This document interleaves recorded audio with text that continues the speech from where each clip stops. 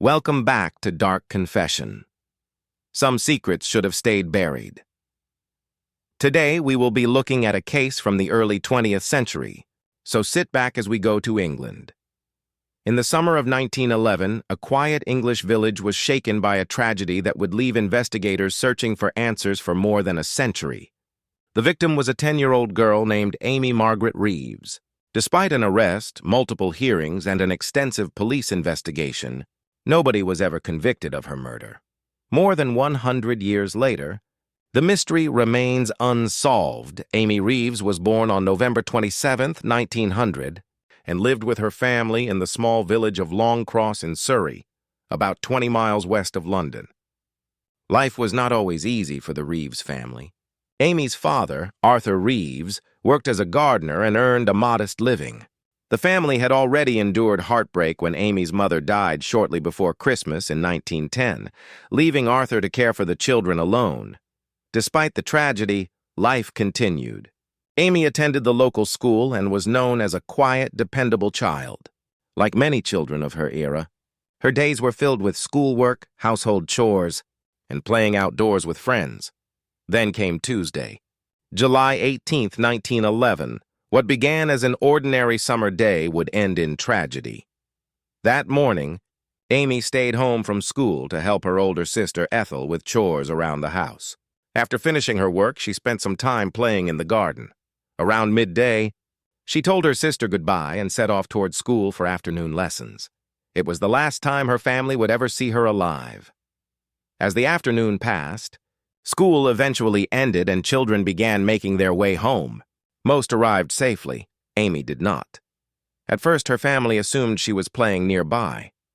It wasn't unusual for children to spend time outdoors during the summer months. But as the hours passed, concern slowly turned into fear. Ethel began searching the places where local children usually gathered. When she asked if anyone had seen Amy that afternoon, she received a shocking answer. Amy had never arrived at school. The realization was immediate and terrifying. If she had left home for school, where had she gone? When Arthur Reeves returned home that evening and learned his daughter was missing, he immediately organized a search. Friends, neighbors, and local residents joined him. Carrying lanterns, they spread out across fields, woodland paths, and open stretches of common land. Every minute that passed increased the fear that something terrible had happened. Hours went by with no sign of Amy. Then, at around 10 o'clock that night, Arthur approached a small pond on Chobham Common, only a short distance from the family home. As he moved closer, something caught his attention. Sitting neatly beside the water were a pair of shoes and stockings. For a moment, everything felt wrong. Then he saw her. Amy's body lay face down among the weeds, partially submerged in the dark water. The search was over, but a far more disturbing mystery was only beginning. Desperate, Arthur pulled his daughter from the pond, hoping there might still be some sign of life. There was none. Amy Reeves was dead. What investigators would discover next would transform a heartbreaking disappearance into one of Surrey's most enduring unsolved mysteries. As villagers gathered around the scene, disturbing details quickly emerged.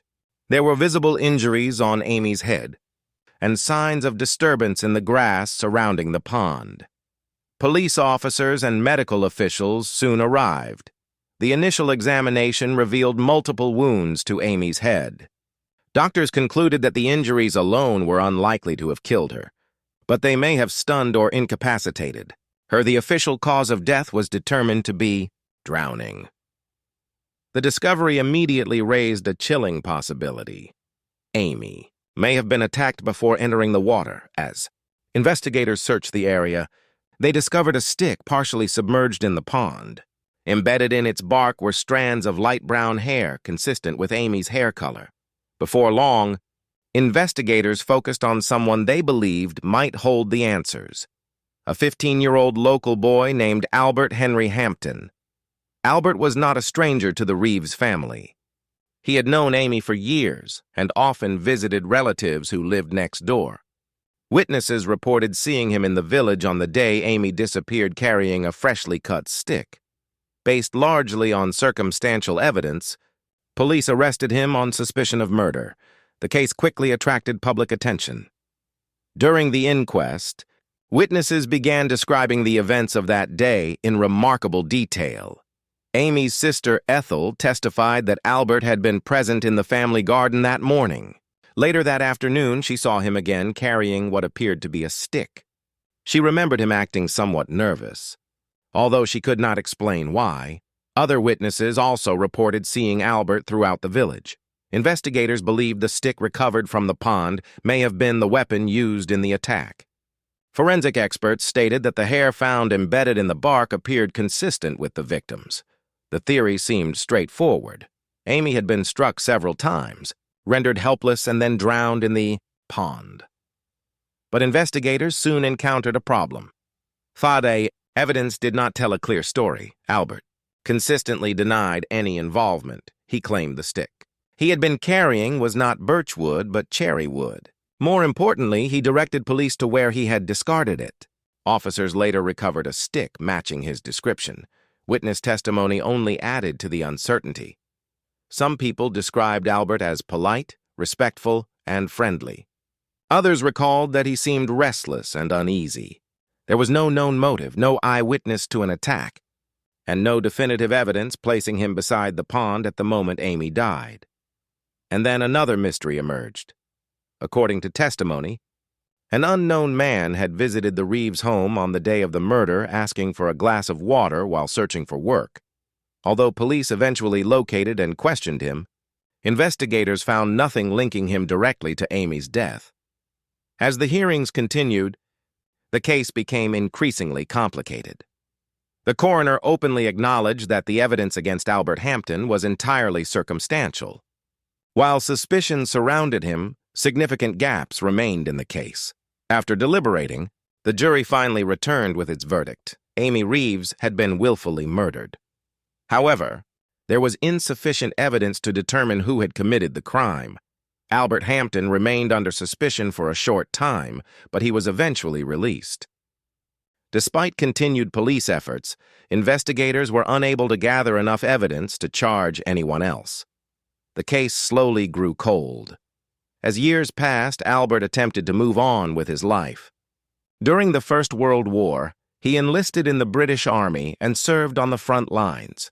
He was wounded in combat and later awarded the Distinguished Conduct Medal for bravery. For some, his military service helped restore his reputation. For others, questions about Amy Reeves never completely disappeared. More than a century later, the mystery remains unsolved. Was Albert Hampton responsible for Amy's death? Was an unknown stranger lurking near the common that summer afternoon? Or was the true killer someone who was never seriously considered? The evidence left behind was simply not enough to provide certainty. What happened between the moment Amy left home and the moment her body was discovered in that pond remains one of Surrey's most haunting unsolved mysteries. The truth may have died with the people who lived through those events, and unless new evidence somehow emerges, after more than a century, the murder of 10-year-old Amy Reeves may remain one of England's forgotten mysteries forever. Thank you for joining me on Dark Confession.